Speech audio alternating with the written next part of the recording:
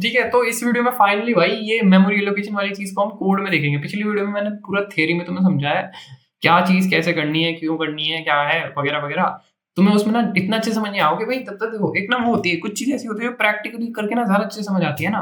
तो यहाँ पे बहनचोद हम करेंगे प्रैक्टिकल प्रैक्टिकल। ठीक है, ये वाला कोड थोड़ा मुश्किल लग सकता है तुम्हें, हो सकता है कि तुम्हें बहुत ऐसा देख के ना ऐसे वो होता है ना कि ये तो भाई मेरे को समझ नहीं आ सकता, भाई ये तो मेरी औकात के बाहर की चीज है, ऐसा लग सकता है तुम्हें। बट तुम्हें नहीं लगवाना है ऐसा खुद को। पिछली वीडियो देख के आओ अगर तुम्हें नहीं पता कि मतलब कि यहाँ पे क्या हो रहा है। ठीक है, पिछली वीडियो में मैंने तुम्हें वो क्या कहते हैं डायनेमिक मेमोरी एलोकेशन के बारे में थ्योरी वाला पार्ट बताया, जो तुम एग्जाम में लिख के आ सकते हो, जिससे तुम्हारे असली मार्क्स मिल रहे हैं।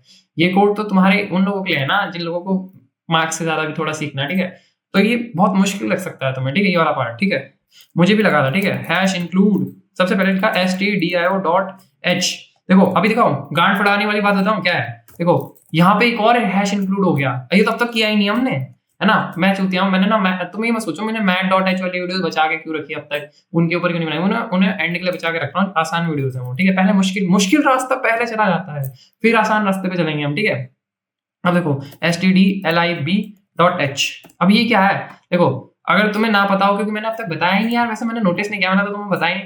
देखो stdio.h क्या होता है, standard input output dot H, ये है इसकी फुल फॉर्म। ठीक है, इसका मतलब ये लाइब्रेरी ना तुम्हें printf scanf और फाइल ओपन पता नहीं fprintf और वो दुनिया भर की फाइल हैंडलिंग वाइल हैंडलिंग जितनी भी तुमने अब तक यूज कर रहे थे ना तुम चीजें, सारी ना इसकी वजह से आती हैं वो। ठीक है, वो जो फंक्शंस तुम यूज कर पा रहे हो, scanf printf, सारे फंक्शन जो तुम यूज कर पा रहे हो इसकी वजह से यूज कर पा रहे हो, स्टैंडर्ड लाइब्रेरी की वजह से, स्टैंडर्ड इनपुट आउटपुट।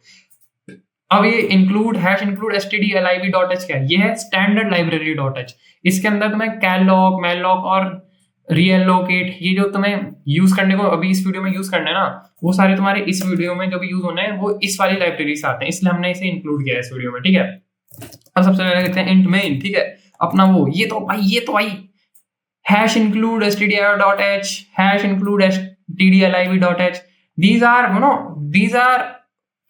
are वो temporary, but int main is permanent, it is our permanent friend. अब भाई सबसे कट्टी हो गई भाई, अब तो सबसे दोस्ती टूट गई भाई। stdio.h अपना सगा था, हर वीडियो में बस अकेला आ रहा था, इस बार भाई ये भी दोस्त लेके आ गया। बट इंट मेन भाई ये भी खैर लेके आ गया था, ये भी तो और फंक्शन लेके आया था। छोड़ो भाई, कोई सगा नहीं भाई, सब पराए हैं भाई, सब अपने दोस्त बना रहे हैं, हम ही अकेले रह जाएंगे भाई, हमारी नहीं बन रही भाई बंदी बस। ठीक है, मेन बात है कि इंट में ठीक है ये लिख दिया भाई, बकचोदी बहुत काटता है, बकचोदी क्यों काटता है तो इतनी सीधे वीडियो क्यों नहीं स्टार्ट कर रहा है ना। तो इंट लिखा, अब देख भाई मैं वीडियो स्टार्ट कर रहा हूँ, अब देख तेरी गलती भाई, तुझे समझ नहीं आता। ठीक है, इंट एरे, ठीक है, ये एरे नहीं है ब्रो, ये भाई पॉइंटर है, पॉइंटर, समझ लो कि मैं इस नाम से इस एड्रेस पे स्टोर कराना चाहता हूँ। क्या स्टोर करना चाहता है, ठीक है, मैं कह रहा हूँ क्या करना, int array is equals to अरे यार एक तो बकचोदी के चक्कर में तो दिमाग से निकल जाती है जो चीज थी। तो यहाँ पे अब देखो फॉर्मेट बताया था पिछली वीडियो में, अगर तुम्हें याद हो तो सबसे पहले ये क्या इंट, मतलब इस लाइन को लिखने का मतलब है, मैं कह रहा हूँ कि इंटीजर में होनी चाहिए, हमें जो स्टोरेज चाहिए ना, जैसे मैं नॉर्मली ऐसे लिख देता हूँ इंट एरे 25, तो यहाँ पे 10 लिख दो डायरेक्ट, है ना। जैसे मैं ऐसे करता हूँ तो मैं कहता हूँ ना कि इंटीजर में होनी चाहिए, एरे तो बनाना है मुझे, और उसके अंदर जो एक ये 10 मैंने वैल्यू ली है ना, तो इंटीजर के हिसाब से बाइट्स लियो, यानी 10 इंटू 4 40 बाइट्स का स्पेस ले रहा हूँ मैं ये करके, है ना। मैंने तुम्हें पिछली वीडियो में भी समझाया था ये, है ना। सेम इसी तरीके से अगर मैं यहाँ पे कैर लिख देता तो मैं कहता कैर में स्पेस चाहिए, तो कैर 1 बाइट का होता है, तो 10 बाइट का स्पेस चाहिए मैंने। ठीक है, मुझे 10 कैर का स्पेस चाहिए, ये लिखा था 10 इंट का स्पेस चाहिए मुझे मेरी एरे में, है ना। ठीक है, उसी सेम तरीके से मैं यहाँ पे ये इंट लिख रहा हूँ बताने के लिए। ठीक है, समझ लो कि मुझे भाई, हाँ भाई मुझे तो भाई 10 इंटीजर का स्पेस चाहिए। ठीक है, ऐसा समझ सकते हो तुम इसे। ठीक है, फिर उसके बाद तुमने लिखा मैलॉक, अपना नॉर्मल जो तुम्हें लिखना था, ठीक है, मैलॉक लिख दिया। फिर तुम्हें उसके बाद ये लिखने के बाद ये लिखने के बाद तुम बेसिकली अब क्या करोगे, अब तुम करोगे 10 नहीं, चलो 5 ले लो, 5 इंटीजर का स्पेस चाहिए मुझे। ठीक है, साइज ऑफ इंट, मुझे 10 इंटीजर के साइज का स्पेस चाहिए, मतलब 5 इंटीजर के साइज ऑफ इंटीजर, 5 इंटीजर का स्पेस चाहिए मुझे, बेसिकली मैंने ये कहा है। ठीक है, इस वाले एड्रेस पे। ठीक है, तो मैं समझ आ गया होगा, आई नो तुम बहुत तेज हो। ठीक है, ये तुमने कर दिया, और अब इसके बाद चेक भी कर सकते हो तुम, if array equals to null, तो प्रिंट एफ कर दे, print f memory allocation has been failed. ठीक है, ऐसा लिख दो, ये कर दिया तुमने। अब ये लिख दिया, ठीक है ठीक है ठीक है ठीक है, हाँ भाई ये हो गया। और इसके बाद ना, इसके बाद एक काम करो, बैकस्लैश n डाल दो, क्योंकि इसके नीचे भी तो कुछ प्रिंट होएगा, है ना। ठीक है, हाँ भाई ठीक है, हमारा भाई हमने एलोकेट तो कर दी, ये स्पेस तो ले लिया। अब स्पेस के अंदर वैल्यू भी तो भरनी पड़ेगी हमें, तो फॉर लूप चलाएंगे हम। फॉर लूप की मदद से हम वो वैल्यूज भरेंगे, ठीक है। अभी पहले लिखते रहो, अगर समझ नहीं भी आ रहा तो। ये गया, फिर i स्मॉलर देन, ठीक है। ये मैंने 5 क्यों लिया है, ये मैंने 5 इसलिए लिया क्योंकि यहाँ पे मैंने 5 का स्पेस लिया, तो अब मुझे 5 वैल्यूज भरनी है इसके अंदर। देखो फॉर लूप भी तुम्हें वीडियो देख के आनी चाहिए थी, ठीक है। अगर तुम्हें यहाँ पे समझ नहीं आ रहा हम एरे के अंदर कैसे वैल्यूज भरते हैं तुम्हें नहीं पता, तो हम यहाँ पे हम करेंगे array i is equals to i, मतलब i, ठीक है। तो अब मैंने ये लिख दिया, ठीक है। तो इसका मतलब है कि मेरी हर इंडेक्स पे पहले 0 रहा, ठीक है। एरे 0th इंडेक्स पे जब पहली बार लूप चलेगा तो वहां पे 0 आ जाएगा। 0 छोड़ो, यहाँ पे एक काम करते हैं, 1 आना चाहिए, ठीक है, 1 आना चाहिए। तो अब देखो पहली 0th इंडेक्स पे क्या आएगा, 0th इंडेक्स पे 0 + 1 1 आ जाएगा। फिर पहली इंडेक्स पे आएगा 1 + 1 2 आ जाएगा, समझ रहे हो। ऐसे करके 1 2 3 4 5 तक आ जाएगा, क्योंकि 5 बार चलना है।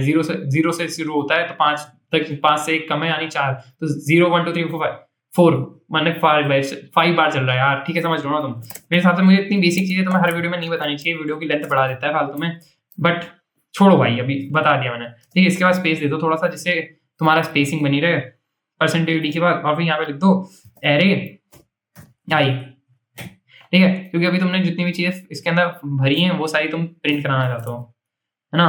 प्रिंट एफ हो गया, हाँ ठीक है हो गया। फिर उसके बाद क्या कर दो, ये कर दिया। ये तुम हम ना यहाँ पे ना एक काम करो, यहाँ पे ना ये भी लिख दो इनिशियल वैल्यूज, क्योंकि स्टार्टिंग में जो तुम्हारी वैल्यूज थी वो ये थी, है ना। और फिर /n डाल दो, ठीक है। ये वाला जो पार्ट है ये वो वाला पार्ट रहेगा ना जो तुम्हारी स्टार्टिंग वैल्यूज है, क्योंकि मैंने यहाँ पे प्रिंट भी करा दिया इसे, ठीक है। फिर ये कर दिया। फिर उसके बाद यहाँ पे करो, अब तुमने देखो,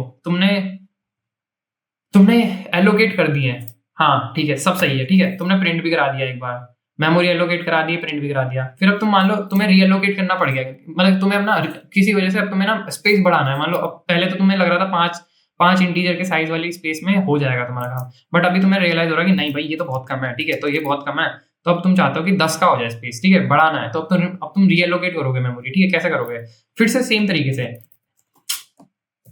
इंट, और फिर यहाँ पे लिखोगे तुम रीएलोक मतलब रीएलोकेट करना है तुम्हें, ठीक है। अब यहाँ पे लिख दिया 10, नहीं यहाँ पे पहले लिखोगे एरे, मतलब जिसके अंदर तुम्हें चेंज लाना है उसका नाम, ठीक है।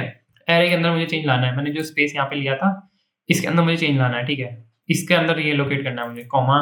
अब मुझे करना है इसे 10 × साइज ऑफ इंट, ठीक है। अब मुझे बढ़ा के इसे 10 इंटीजर का स्पेस दे देना है।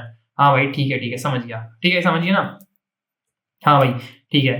तो अब क्या करें, अब हम फिर से इसके अंदर रीएलोकेट करेंगे, ठीक है। Int i is equals to 0, और फिर i स्मॉलर देन 10, इस बार बढ़ गया भाई साइज, ठीक है, i ++।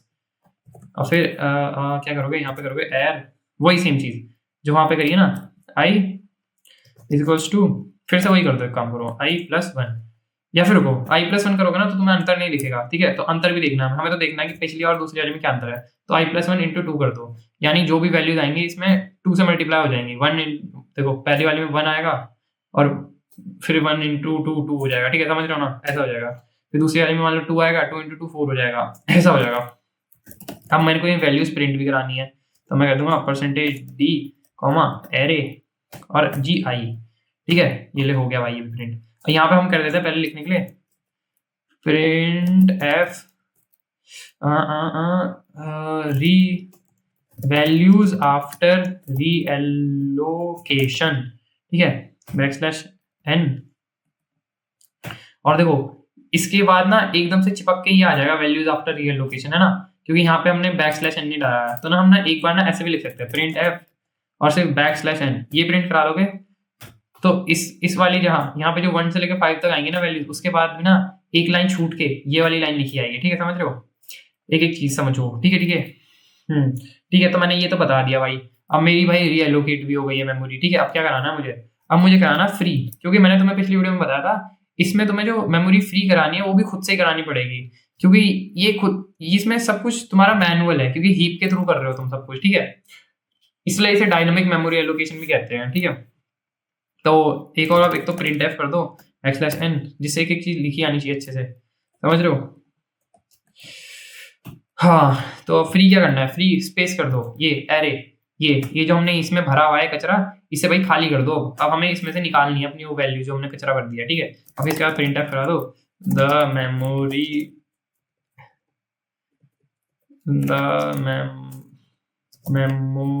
इज फ्री नाउ, ऐसा कुछ भी लिख दो, ठीक है, हो गया। और इसके बाद तो कुछ लिखना ही है, बैक स्लैश लगाने का फायदा तो है नहीं। एंड में लिख दो अपना वही, दिस इज परमानेंट। ठीक है, दिस इज परमानेंट, रिटर्न 0 लिख दो, ठीक है। अब भाई मेरे हिसाब से इस कोड में कुछ एरर तो नहीं आना चाहिए, देखते हैं।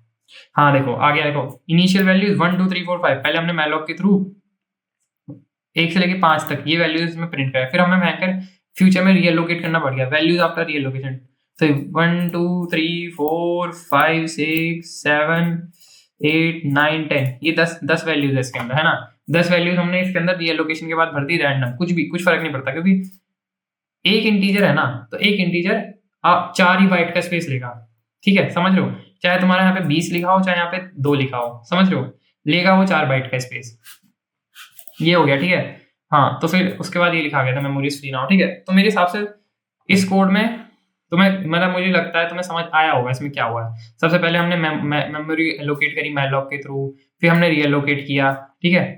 और देखो अब तुम्हारा हो रहा कैलॉग भी तो है भाई। कैलॉग क्या है, कैलॉग भी बिल्कुल सेम तरीके से काम करता है, बस यहाँ पे ये मल्टीप्लाई करने की जगह कॉमा लगा दो, ठीक है। चला के दिखाता हूँ, देखो सेम सेम सेम वही प्रिंट करा दिया इसने। कैलॉग में बस स्टार्टिंग में ना जो वैल्यूज रहती है ना वो 0 रहती हैं। जैसे तुम्हारे ब्लॉक है ना, जैसे ये ब्लॉक है, ये ब्लॉक है, ये ब्लॉक है, ये ब्लॉक है, ये ब्लॉक है, जहां तुम्हारा मैलॉक के अंदर स्टार्टिंग में गार्बेज वैल्यू भरी रहती है ना इन ब्लॉक्स के अंदर। जैसे तुमने 5 ब्लॉक मांगे थे उससे, है ना, तो 1 2 3 4 5, इसके अंदर तो तुम्हारी गार्बेज वैल्यू भरी हुई है ना इनके अंदर। बट लेकिन मैलॉक के थ्रू जब तुम एलोकेट करते हो, ठीक है, पर लेकिन ना जब तुम ना वहीं इसकी जगह कैलॉग के थ्रू एलोकेट करते हो ना, तो सबके अंदर 0 रखता है, 0 आ जाता है इनिशियली जब वैल्यू इनिशियलाइज हो रही होती है, समझ गए। यही बेसिक अंतर है तुम्हारा दोनों के बीच में। बाकी इतना ही भाई इस वीडियो के लिए, देखते हैं मैं कितनी लंबी खिंच गई, क्योंकि 65 से ज्यादा लंबी होगी तो वीडियो तुम क्लिक भी नहीं करते। चलो 12 मिनट में काफी है भाई।